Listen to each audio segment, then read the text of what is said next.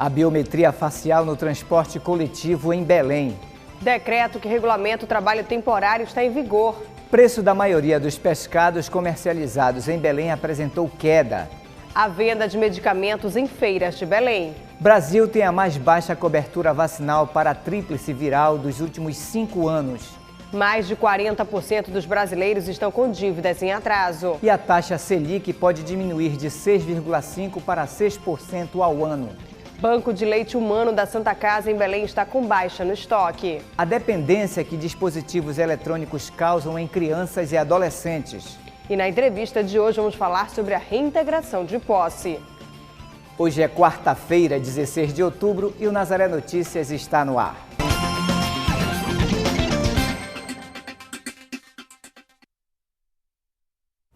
Começamos o Nazaré Notícias de hoje falando sobre biometria facial. Começou em vigor esta semana, aqui em Belém, a biometria facial no transporte coletivo. O reconhecimento do rosto dos usuários visa evitar o uso indevido dos cartões de gratuidade e da meia passagem dos estudantes. Os ônibus públicos que operam em Belém e região metropolitana passaram a adotar o sistema de reconhecimento facial de passageiros que utilizam o cartão Passe Fácil. Dos cerca de 500 coletivos que circulam na capital paraense, 25% já estão com o equipamento instalado. A mudança está ocorrendo de forma gradativa. A biometria facial é uma tecnologia nova que está vindo para ser implantada aqui no sistema de bilhetagem eletrônica. Já funciona em outros estados do Brasil, como Rio de Janeiro, São Paulo, Porto Alegre, Manaus. Então está vindo para Belém e a perspectiva é da melhor utilização do cartão no sentido da segurança e da identificação correta do usuário no momento que ele estiver utilizando o cartão. Em cada ônibus haverá uma câmera como essa instalada acima do validador digital. O reconhecimento facial será feito por meio de um software. Se houver irregularidade, o usuário passará a responder por alguns procedimentos legais. A medida tem o objetivo de reduzir o uso indevido de meia passagem estudantil e gratuidades. A partir do percentual que nós temos de, em média, 25% de utilização de gratuidades, está sendo necessário que seja feita essa verificação para que haja uma melhoria do processo. Em caso de irregularidade, o usuário será encaminhado para o posto de atendimento do Passe Fácil no mercado de São Brás para a assinatura de um termo digital. Então, após essa informação ser trabalhada individualmente, que você vai realmente constatar que houve o uso indevido, esse cartão é bloqueado, o usuário tem que comparecer ao posto munido de CPF, RG e o cartão.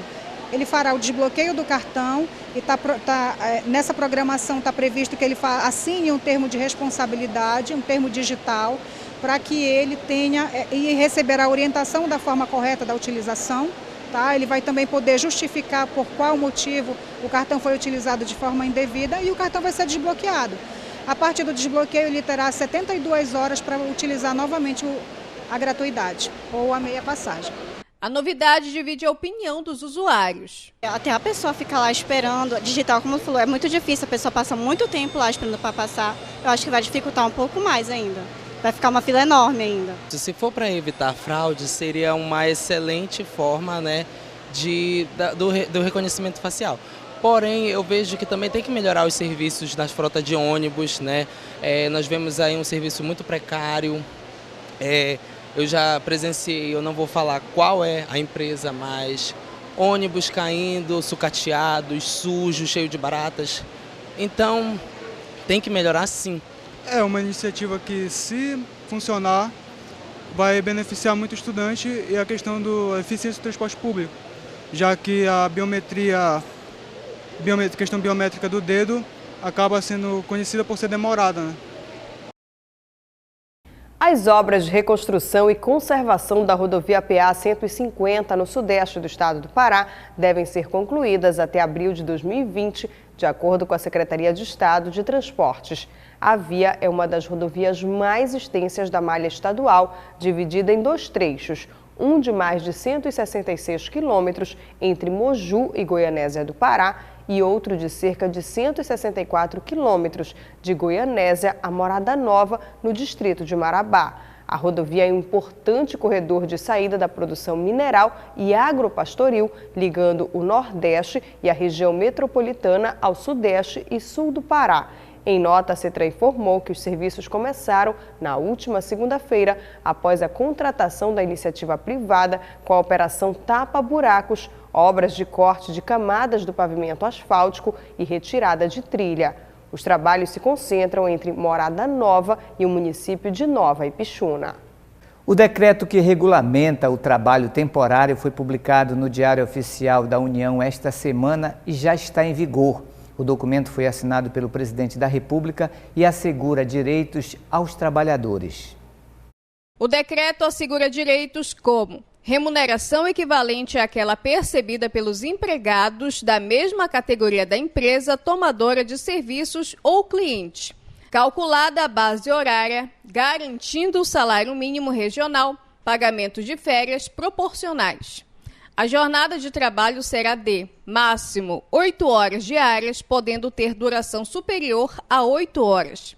As horas que excederem a jornada normal de trabalho serão remuneradas com acréscimo de, no mínimo, 50% e assegurado o acréscimo de, no mínimo, 20% de sua remuneração quando trabalhar no período noturno.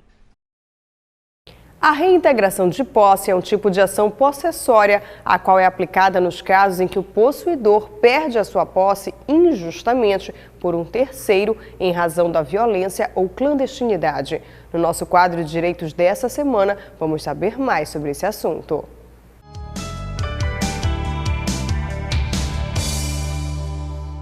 Isso mesmo, no nosso quadro de direitos dessa semana, nós vamos falar sobre a reintegração de posse. Como a legislação brasileira atua nesses casos? Quem vai esclarecer nossas dúvidas é o advogado Paulo Barradas, que está aqui conosco. Doutor Paulo, muito obrigada pela sua participação. Doutor Paulo, como é que funciona a questão da reintegração de posse, que a gente vê muito falar? A posse, ela é uma característica da propriedade, ela é a característica mais visível. Quem é proprietário de imóveis, automóveis, enfim, qualquer coisa, quem é proprietário pode usar aquela sua propriedade, pode fruir dela, pode gozar, posso alugar e pode dispor, pode vender. Então, a posse, ela é o sinal mais externo da propriedade. Quem é proprietário tem o direito de se apossar daquela sua propriedade, tomar posse dela.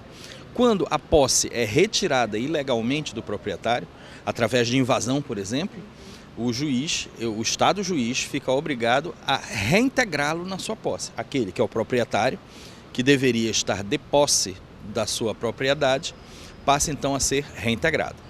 Essa propriedade ela é adquirida, né, através de financiamento, a pessoa compra, serve também para a questão de aluguel?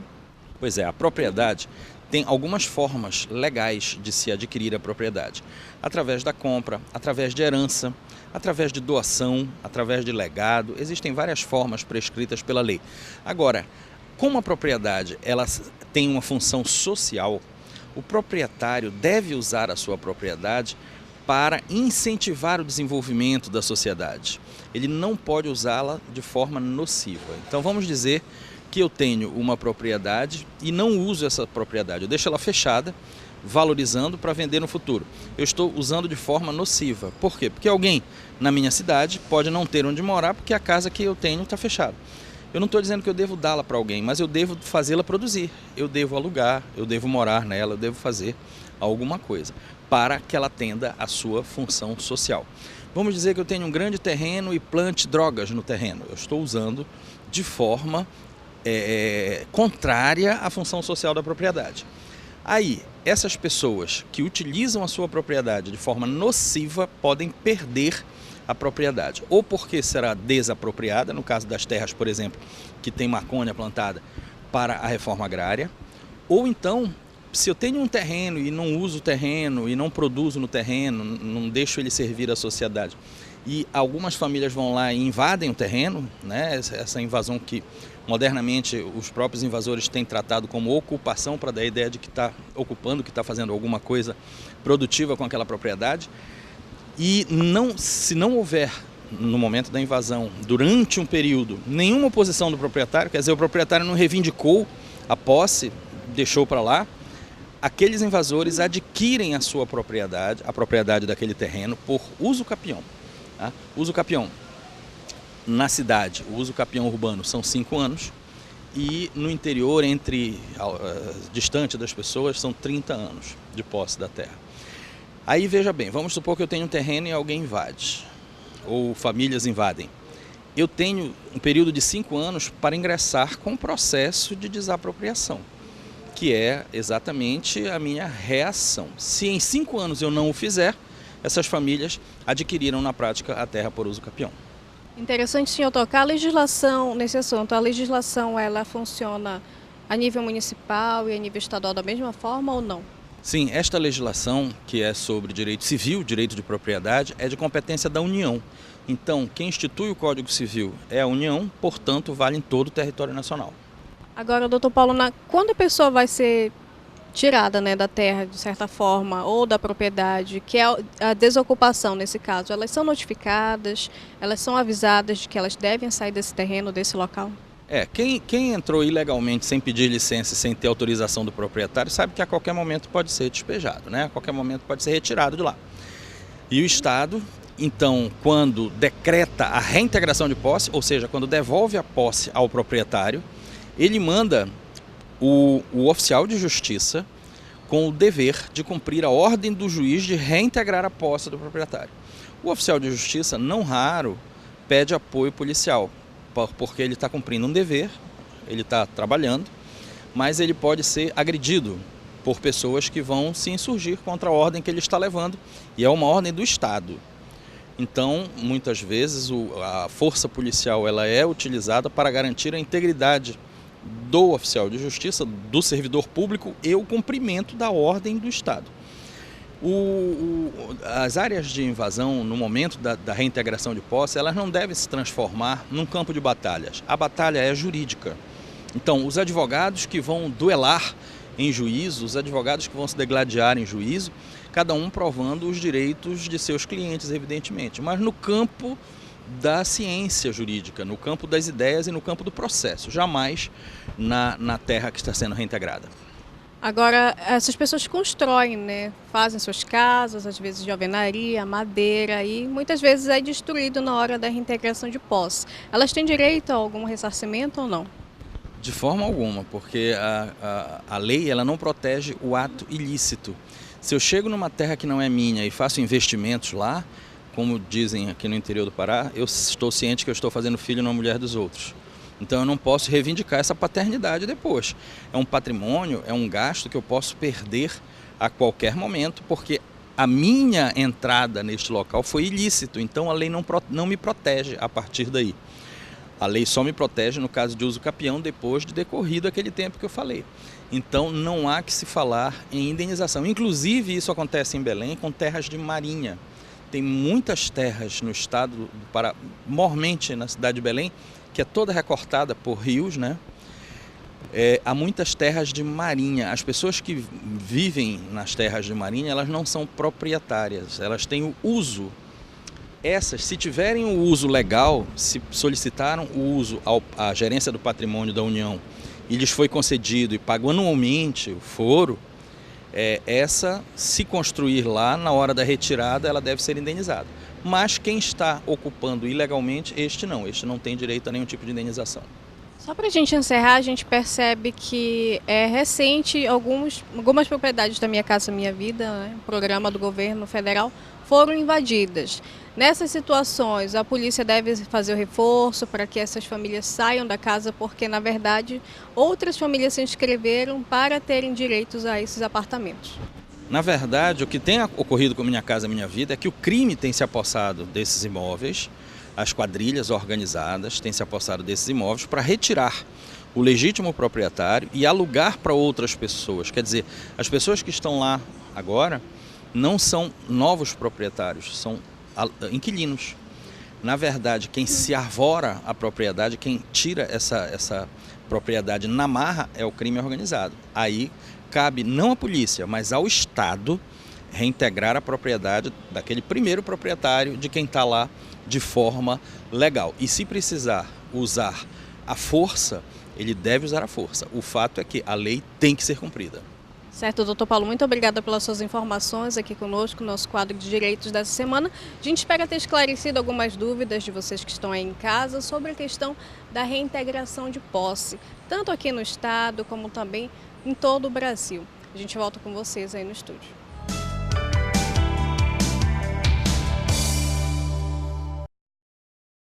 Pelo quarto mês consecutivo, o preço da maioria dos pescados comercializados em Belém apresentou queda, segundo dados do Diese Pará e da Secom. Ainda assim, no acumulado, o pescado está custando mais caro para o paraense. A pesquisa foi realizada nos mercados municipais da capital paraense e, de acordo com ela, a maioria das espécies de peixes comercializadas na cidade apresentou redução de preço em setembro. Os principais reajustes foram registrados na venda da pratiqueira, que teve recuo de 11,26%, seguido do cachorro de padre, com queda de 10,47%, xarel, com queda de 8,40%, tucunaré com queda de 7,98% e pescada branca com queda de 7,72%. Em contrapartida, algumas espécies tiveram aumento de preço, como a taínha, com alta de 7,57%, seguida da arraia, com alta de 4,38%, e corvina, com alta de 3,80%. No acumulado, segundo o Diese, o reajuste foi acima da inflação do período, fixada em 2,5%. De acordo com o relatório, entre janeiro a setembro deste ano, a arraia teve alta de 39,28%, seguido do camurim, com alta de 38,9%, e cação, com alta de 37,45%. Uma prática que está se tornando cada vez mais frequente é a venda de medicamentos em feiras de Belém, uma ação que apresenta graves riscos à saúde da população.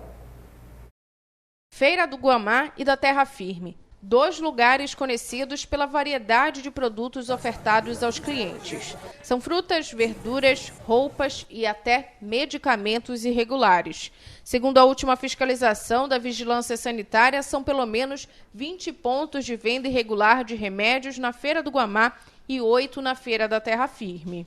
A gente acabou realizando essa inspeção devido à conversa com usuários que vêm até a Vigilância Sanitária, comunicando que eles acabam vendo em algumas feiras a comercialização de medicamentos, e isso nos motivou a verificar se realmente procedia essas informações. Primeiramente, nós saímos para a inspeção para fazer a parte educativa, era essa a nossa intenção. Mas chegando no local, nos deparamos com uma gama de medicamentos que estavam sendo comercializados de forma inadequada, medicamentos que só podem ser comercializados pela farmácia e com a presença do farmacêutico para estar orientando a população sobre o seu uso. Na ocasião foi encontrado produtos sem registro, medicamentos vencidos, medicamentos de uso hospitalar, antibióticos, diversos antibióticos que sendo vendidos perigosamente fracionados, tá? Que não vai ter o efeito terapêutico desejado que o medicamento ele se destina para o propósito. Esses são alguns dos medicamentos apreendidos durante a fiscalização. São remédios para dor de cabeça, parasitários, anti-inflamatórios, remédios para asma e até antibióticos de uso hospitalar. Do ano passado para este ano, como teve outras operações que foram realizadas, a gente conseguiu observar que acabou diminuindo, não teve um aumento significativo. Mas, analisando dados do Brasil inteiro, acontece que o brasileiro ele acaba se automedicando cada vez mais. Isso é um risco para a saúde da população. Isso porque, em alguns casos, a própria população desconhece os riscos de se automedicar e, principalmente, de consumir remédios irregulares, como os vendidos em feiras. Os riscos são diversos. O que pode acontecer? Pode ter uma alergia, o medicamento pode não ser eficaz, e além que pode ser o mais grave, pode levar até a morte o uso dessa medicação sem a orientação do profissional farmacêutico mais adequado. Por isso, a Vigilância Sanitária mantém um trabalho constante de fiscalização, que deve chegar a todas as feiras de Belém. Pode ter diversos caminhos que podem ser. Pode ser instaurado um processo administrativo, pode ser instaurado um processo criminal, pela comercialização principalmente desses produtos. Além das fiscalizações, o órgão também recebe denúncias. Elas podem ser feitas diretamente no prédio da SESMA, que fica na Avenida José Malcher, número 2821, pelo portal Ouvidor SUS ou pelo número 136. Basta relatar o endereço e como o possível medicamento irregular está sendo comercializado. A identidade de quem denunciou é mantida em sigilo.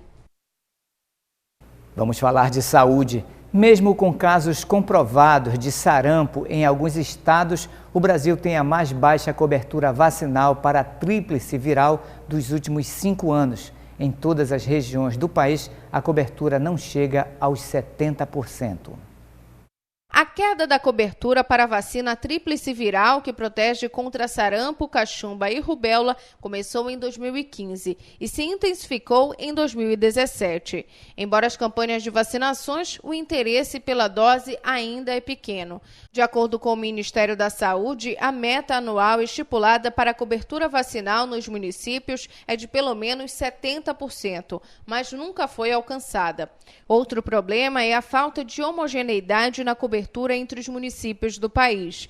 Isso porque as doenças podem transitar de uma cidade para outra. E se a vacinação não for feita de forma homogênea nos diferentes estados, é impossível criar cinturões de imunização na população brasileira. Aqui no Pará, a vacinação contra o sarampo foi antecipada em virtude do Círio de Nazaré. Podem se vacinar nas unidades básicas de saúde crianças de 6 meses a 5 anos incompletos que não comprovarem as 2 doses da vacina tríplice viral e os jovens de 20 a 29 anos que não comprovarem também as 2 doses da vacina. Na Semana da Acessibilidade da Pessoa Surda, foi divulgado dados que revelam o número de pessoas com deficiência auditiva no Brasil. A predominância é maior na faixa de 60 anos de idade ou mais, onde os números alcançam a marca dos 57%. 10.700.000 pessoas sofrem com deficiência auditiva no Brasil. Desse total, 2,3 milhões têm deficiência severa. A surdez atinge 54% de homens e 46% de mulheres, e a predominância é na faixa de 60 anos de idade ou mais. O que mais chama a atenção são que 9% das pessoas com deficiência auditiva nasceram com essa condição, e cerca de 91% adquiriram ao longo da vida, sendo que metade foi antes dos 50 anos. A pesquisa também revelou que 87% dos surdos não usam aparelhos auditivos. Participe da produção aqui do Nazaré Notícias. Envie para nós sugestões de entrevistas ou de reportagens para o nosso WhatsApp, o número é 988023444. E ajude os meios de comunicação da Arquidiocese de Belém. Seja mais um e faça parte da família Nazaré. Ligue 4006-9211. E você acompanha ainda nesta edição. Mais de 40% dos brasileiros estão com dívidas em atraso. E a taxa Selic pode diminuir de 6,5% para 6% ao ano. Banco de Leite Humano da Santa Casa em Belém está com baixa no estoque. A dependência que os dispositivos eletrônicos causam em crianças e adolescentes. Voltamos com o Nazaré Notícias e vamos falar sobre economia e com um dado preocupante. Mais de 40% dos brasileiros estão com dívidas em atraso aqui no país. A taxa representa um aumento de mais de 3% em relação ao ano passado. A maioria dos inadimplentes está com débito em estabelecimentos financeiros como os bancos. 63,2 milhões. Esse é o número de inadimplentes no Brasil até abril deste ano, segundo a última pesquisa divulgada pela Serasa Experian. O número representa um salto de 3,3% em relação ao mesmo período do ano passado. De acordo com a pesquisa, entre os setores que possuem alta taxa de inadimplência estão o setor de utilidade, com taxa de inadimplência de 20,2%, o setor de telefonia, com 12,1%, e o setor de comércio, com 11,7% de dívidas em atraso. Na liderança desse ranking estão os bancos e cartões de crédito, que juntos correspondem a 28,6% das dívidas no país. Em si, o número da Caixa ela é relativamente abaixo do mercado, né? Então, cerca de 2,07% é a inadimplência total da Caixa, que possui uma carteira, tanto na parte habitacional quanto comercial, bastante expressiva, levando em consideração o mercado. Para reduzir a taxa de clientes inadimplentes, o banco adotou uma nova medida. Essa campanha, o principal objetivo dela, como eu falei antes, foi de tentar dar essa oportunidade para esse cliente voltar a ter acesso ao crédito, tá? Ele tenha o nome limpo e possa, no Sistema Financeiro Nacional, pleitear novamente o crédito e, de certa forma, fazer também com que a Caixa retome esse valor que está hoje inadimplente com esse cliente, dando essa oportunidade com um desconto que pode chegar, inclusive, a 90% de desconto na dívida total do cliente. O programa Você no Azul é voltado para créditos comerciais de pessoas físicas e jurídicas inadimplentes há pelo menos 365 dias. Cerca de 3 milhões de pessoas estão aptas a participarem do programa. Para ter acesso ao programa, o cliente ele tem vários canais de atendimento, entre eles as redes sociais, facebook.com/Caixa ou Twitter, ou o próprio site da Caixa, www.caixa.gov.br/Você no Azul. É uma das maneiras. A outra maneira é o cliente procurar a própria unidade da Caixa, a própria agência, onde ele pode ser, em qualquer agência da Caixa, pode ser atendido para negociar ou pleitear o valor que está na campanha. A expectativa é que até o dia 22 de agosto, quando o programa chegar ao fim, o banco recupere cerca de R$1 bilhão. Para você ter uma ideia, nos 6 primeiros dias da campanha, a Caixa já conseguiu negociar cerca de 184 milhões de reais em recurso revertido do cliente, tanto pessoa física quanto pessoa jurídica. E ao final da campanha, que se encerra no dia 22 de agosto agora, próximo, a Caixa pretende atingir uma recuperação de cerca de R$1 bilhão, o que significa muito para o cliente, porque são vários correntistas, vários clientes da Caixa que vão ter o seu nome limpo e vão ter de novo acesso ao crédito em todos os bancos. Até o dia 19 de outubro, clientes em débitos com a concessionária de energia poderão renegociar dívidas com condições especiais em mais uma caravana de negociação. Dessa vez, o projeto estará no Shopping Pátio Belém e quem tem os detalhes é Juliana Brito. Durante a ação, diversos serviços são oferecidos aos clientes. Um deles é a possibilidade de realizar o cadastro na tarifa social de energia elétrica. Voltado para famílias de baixa renda, o programa oferece descontos de até 65% na conta de energia. Para se cadastrar, tem que apresentar a identidade, o comprovante de residência e também o NIS. Durante a programação, as pessoas também vão poder trocar lâmpadas incandescentes e fluorescentes por lâmpadas LED. Para isso, é preciso estar com a identidade, a última conta de energia paga e também as lâmpadas que devem ser trocadas. Cada cliente pode trocar até 5 unidades. Além desses serviços, também é possível fazer a renegociação de dívidas com a Celpa. A caravana de negociação da Celpa está no 2º piso do Shopping Pátio Belém até o dia 19 de outubro, ou seja, até sábado. O atendimento é realizado de 9 da manhã até às 5 da tarde. Juliana Brito para Nazaré Notícias. E vamos falar de economia. O Comitê de Política Monetária do Banco Central visa reduzir até o final deste ano a taxa Selic de 6,5% para 6% ao ano. Essa é a menor porcentagem até hoje da taxa básica de juros. A maior foi de 45% no ano de 1999. O Sistema Especial de Liquidação e Custódia, Selic, é uma taxa básica de juros da economia do Brasil. A taxa Selic é um sistema especial de liquidação e custódia que o governo tem como parâmetro. Então, quando a regulamentação no mercado sobre taxas, a Selic é uma das principais que tem, a IPCA também, mas a Selic é no sentido de investimento. Investimento e para ter um parâmetro de como a gente pode emprestar, que juros a gente empresta, que juros a gente paga. Então, o Selic ele serve nesse parâmetro. A Selic terá uma redução de 5% até o final de 2019, ou seja, vai passar de 6,5% para 6% ao ano. Com esse cenário, aumenta a oferta de crédito no país. A taxa Selic ela é uma taxa utilizada como referência para todos os operadores do sistema financeiro nacional, né? Bancos, cooperativas e demais agentes de crédito, né? Todas as vezes em que ela é calibrada para cima ou para baixo, há uma migração, né? Um incentivo ou ao crédito ou um incentivo ao investimento, né? Essa última movimentação, essa baixa de meio ponto, né, percentual, ela veio deixar o crédito mais atrativo. Por outro lado, ela desestimula um pouco a questão dos investimentos. A decisão foi tomada pelo Comitê de Política Monetária do Banco Central.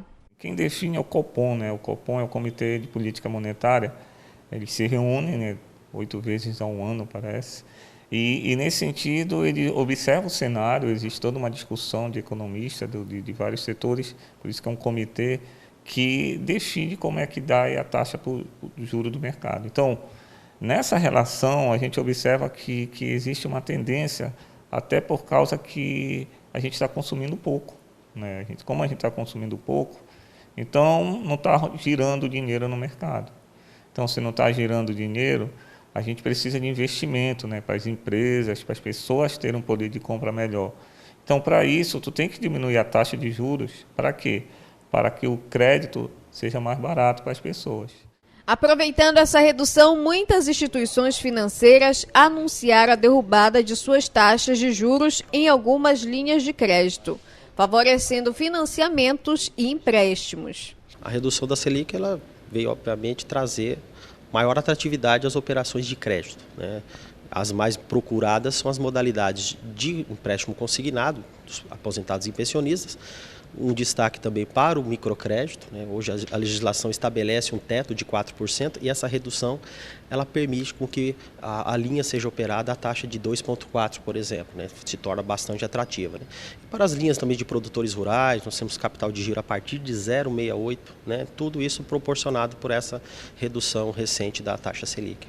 Com a redução da taxa Selic, o consumo volta a ser estimulado, aquecendo a economia do país. Atualmente, a gente está observando que o brasileiro deixou de consumir mais. A gente ainda está um pouco cuidadoso nesse aspecto. Por quê? Porque o governo é novo, né? O governo está implementando as suas medidas, né? Então, à medida que o governo está implementando, é normal a gente dar uma paradinha. Com isso, diminuiu o mercado, né? Diminuiu, por exemplo, a relação de compra e venda. Então, existe uma tendência também do governo fazer com que a taxa de Selic diminua. Por quê? Porque ele quer gerar também que o movimento acelere de novo, né? A queda da taxa abre espaço para o investimento de micros e pequenos empreendedores. Um momento propício para a retomada dos investimentos para a geração de emprego e renda aí para os empreendedores. O Banco de Leite Humano da Santa Casa, responsável pela coleta e distribuição de leite no Pará desde 1987, está com baixa no estoque. O banco atende principalmente recém-nascidos e prematuros internados no hospital. O Banco de Leite Humano da instituição é responsável pela coleta e distribuição de leite para cerca de 900 bebês por ano. O serviço foi criado para alimentar recém-nascidos de mães que não podem amamentar. Para se tornar doadoras de leite materno, as mães podem entrar em contato com o Banco de Leite da Santa Casa pelo telefone 4009-2311 ou se cadastrar pelo site www.santacasa.pa.gov.br/doadoras. Após o cadastro, a equipe do projeto Bombeiros da Vida entra em contato com a doadora para entregar o kit da coleta, orientá-la e receber a doação de leite em domicílio. Vale lembrar que o recomendado pelos órgãos de saúde é que o bebê seja alimentado exclusivamente com leite materno até os 6 meses de idade, para ter uma vida mais saudável. Estão abertas as inscrições para os cursos técnicos do Instituto Federal do Acre. São 1.165 vagas para cursos técnicos integrados e subsequentes para os municípios de Cruzeiro do Sul, Rio Branco, Sena Madureira, Tarauacá e Chapuri. Juliana Brito tem mais informações. São 725 vagas para cursos técnicos integrados e outras 440 para cursos técnicos subsequentes. Para participar do processo seletivo, o candidato deve apresentar cópia e original dos documentos de identificação e foto 3x4, além do certificado de ensino médio para quem busca os cursos técnicos subsequentes e certificado do ensino fundamental para quem pretende fazer o curso técnico integrado. As inscrições são gratuitas e podem ser realizadas até o dia 31 de dezembro pelo site www.ueb.ifac.edu.br/processo seletivo ou em um dos campos do IFAP.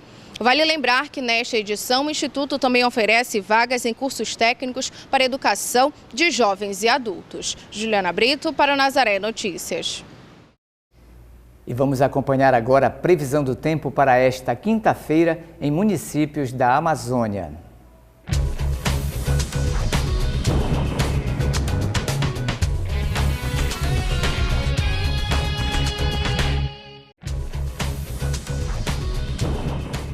A quinta-feira será ensolarada na cidade de Belém, capital paraense. De manhã, algumas nuvens aparecem, mas nada que provoque chuvas. A temperatura varia entre 20 a 32 graus.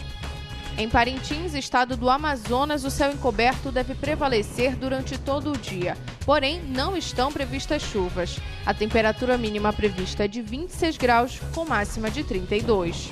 Em São Luís do Maranhão, a previsão é de sol entre nuvens durante quase todo o dia. Até sexta-feira não deve chover no município. A temperatura varia entre 26 a 29 graus.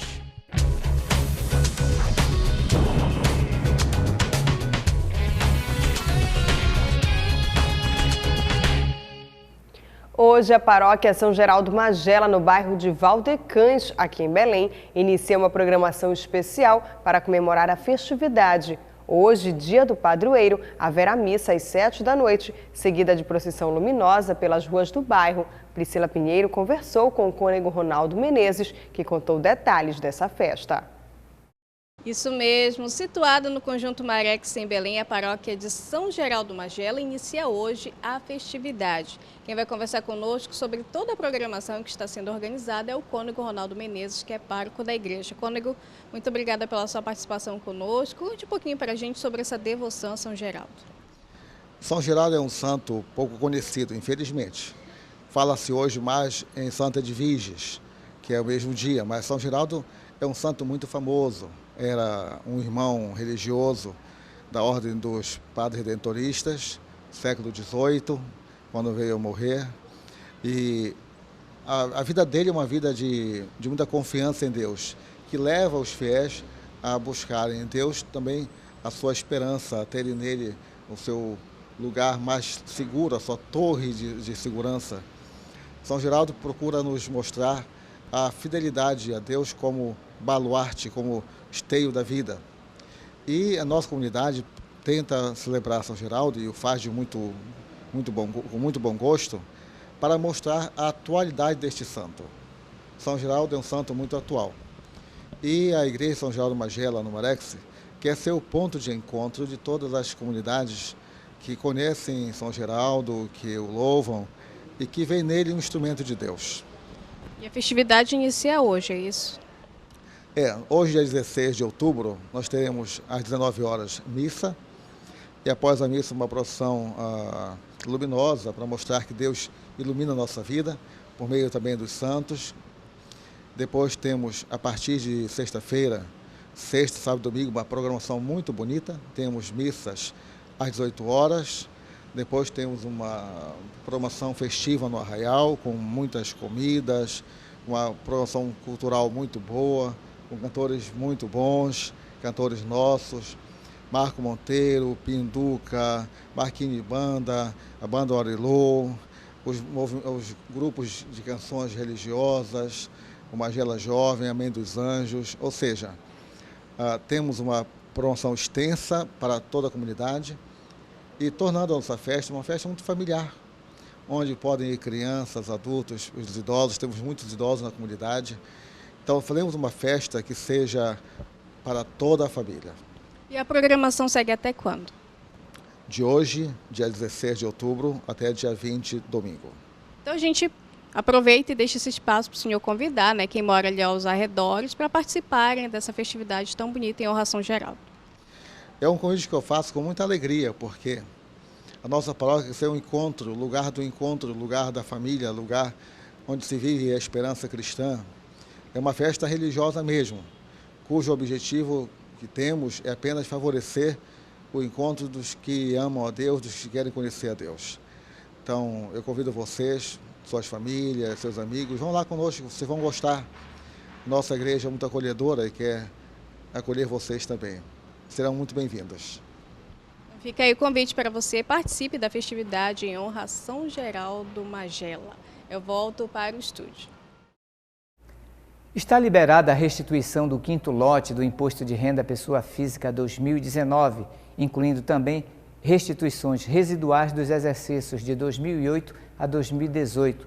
O valor será depositado nas contas dos contribuintes e pode ser retirado até o ano que vem.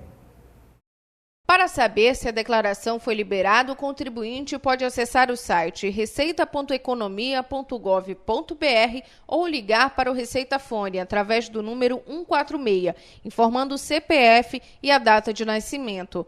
De acordo com a Receita Federal, 2.703.715 pessoas têm direito ao crédito bancário. Caso o valor não tenha sido creditado, o contribuinte pode se dirigir a qualquer agência do Banco do Brasil ou ligar para os telefones 4004-0001, se estiver falando de capitais, 0800-729-0001 das demais localidades ou 0800-729-0088. O número é exclusivo para deficientes auditivos para agendar o crédito em conta corrente ou poupança em seu nome em qualquer banco. A restituição fica disponível durante 1 ano. Se o contribuinte não fizer o resgate nesse prazo, deverá fazer um requerimento pela internet através de um formulário eletrônico. E vamos falar de literatura. A Feira Literária do Pará, a Flipa, chega à 6ª edição nos dias 19 e 20 de outubro. O evento é realizado na Fox Livraria, na Travessa Doutor Moraes, aqui em Belém. Nessa edição, a feira homenageia o intelectual e escritor Rui Barata como patrono, além de homenagens a Valcir Monteiro. A programação começa às 9h30 da manhã de sábado, com a abertura oficial do evento, sendo mediada por Salomão Laredo, Edir Augusto e Débora Miranda. Ao longo do dia, nomes como Tito Barata, Alfredo Oliveira e Edgar Augusto participam da programação. No domingo, as atividades iniciam com uma leitura dramática em homenagem a Valcir Monteiro. A programação conta também com uma homenagem aos 80 anos do jornalista Bernardino Santos. E ainda falando de literatura, a Rede Nazaré de Televisão exibe hoje às 10 horas da noite o documentário Geração Peixe Frito. O audiovisual mostra a participação de grupos de escritores entre os anos de 1920 e 1930 aqui em Belém, que subverteram a literatura do período, mostrando as manifestações artísticas e culturais e as mazelas sofridas pelos marginalizados do sistema. Só lembrando que o documentário Geração Peixe Frito vai ao ar hoje às 10 horas da noite, aqui na Rede Nazaré de Televisão. E vamos encerrar o Nazaré Notícias de hoje falando sobre comportamento. Diversos setores da sociedade estão preocupados com a dependência que os dispositivos eletrônicos causam nas crianças e adolescentes. Os smartphones são úteis, mas se usados de maneira incorreta, podem atrapalhar o desempenho escolar e social. A todo instante ele está ali, bem ao alcance das mãos. O uso constante do celular provoca sono inadequado, distração e até problemas físicos. Com o objetivo de alertar a população sobre os riscos do uso abusivo das tecnologias por crianças e adolescentes, o Ministério Público do Pará, por meio da primeira Promotoria de Justiça Civil e de Defesa Comunitária de Coraci, lançou a campanha Nada substitui a presença, celular não é babá. Essa campanha foi idealizada a partir do trabalho que nós realizamos, em Coraci e Outeiro, acompanhando o direito à educação e o cível em geral, especialmente processos da vara de família, em que nós constatamos a ocorrência de muitas situações de depressão, automutilação, baixo rendimento escolar e até mesmo suicídio na população infanto-juvenil. Então isso nos chamou muita atenção e nós começamos a perguntar o porquê de problemas tão graves que deveriam ficar no mundo adulto se abaterem sobre a infância e adolescência. Além dessa campanha, as escolas estão aliadas ao controle dos dispositivos eletrônicos. Nessa escola estadual, por exemplo, há avisos sobre a restrição do uso de celular em sala de aula. A medida visa respeitar a Lei número 7.269 de 2009, que proíbe o uso de telefone celular em sala de aula. Nós já tínhamos ciência que em 2009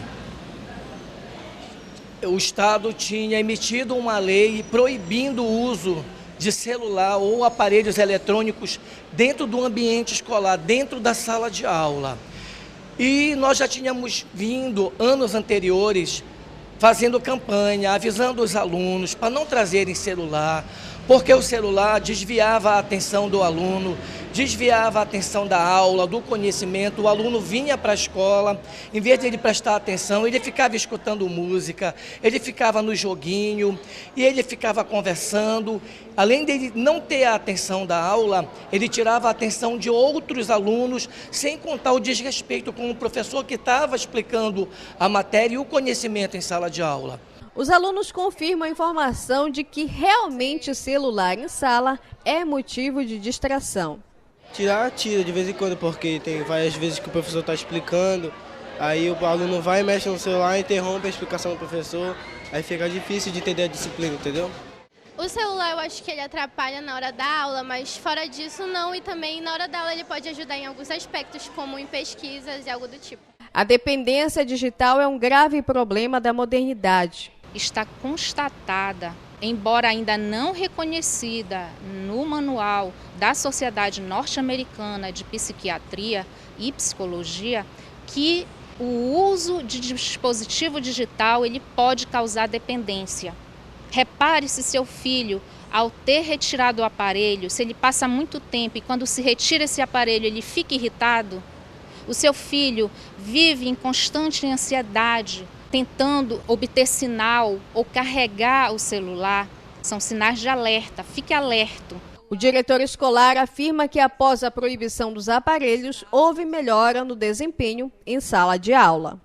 70% dos alunos conseguiram incorporar o uso do celular, mas é claro que a gente está tendo resistência. Alguns alunos eles estão reincidindo em usar o celular em sala de aula. O pleno exercício do poder familiar deve ser reforçado com essas medidas e alertas. A criança ela fica muito vulnerável na rede social, ela fica vulnerável a cyberbullying, né, que é o bullying praticado via internet, né, e aí a necessidade do quê? De sabermos que existe inclusive uma lei, né, a COPA, que é uma lei norte-americana, que regulamenta a utilização, né, a exposição da privacidade da criança na internet. E essa lei ela estabelece a idade de 13 anos para que uma criança tenha perfil em rede social e 18 anos para que tenha acesso ao YouTube. E isso nós não estamos tendo esse conhecimento, porque nós vemos aí crianças em idade latente, ou seja, entre 4 e 11 anos, com perfil em rede social, o que é uma coisa totalmente inadequada, porque expõe a pessoa da criança a uma série de perigos, né? Inclusive abuso sexual.